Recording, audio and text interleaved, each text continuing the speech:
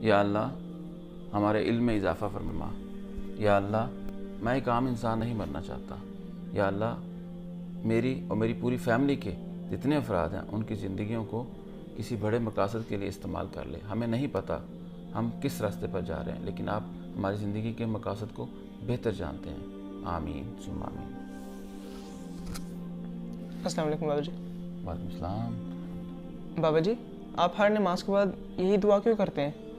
آپ اللہ سے وہ کیوں نہیں مانگتے جو آپ کو چاہیے؟ کیونکہ بیٹا اللہ تعالیٰ ہمارے زندگی کے مقصد کو بہتر جانتے ہیں، وہ ہمارے لیے بہتر کرتے ہیں ہمیشہ۔ مثال کے طور پر ہم نے اللہ تعالیٰ سے کبھی بھی نہیں آپ لوگوں کو مانگا تھا، ہم ہمیشہ یہی مانگتے تھے یا اللہ ہمارے لیے جو بہتر ہے وہ فرما دے، تو اس نے آپ جیسی اولاد ہمیں عطا فرما دے۔ اس کا مطلب کیا ہوا؟ وہ ہمارے لیے بہتر فیصلے کرتا ہے۔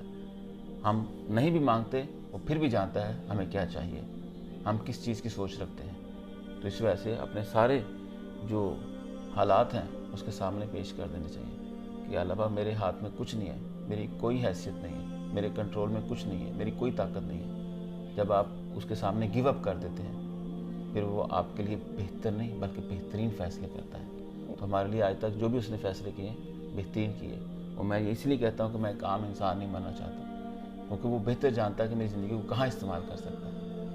جیسے ہوتا ہے کہ آپ اسے ریکویسٹ کرتے ہو کہ میری زندگی کو کسی ایسے کام کے استعمال کر لے جو تجھے خوش کر دے، جی کوئی اچھا راستہ ہو، دنیا کے لیے بہتر ہو، دین کے لیے بہتر ہو، لوگوں کے لیے بہتر ہو، انسانیت کے لیے بہتر ہو۔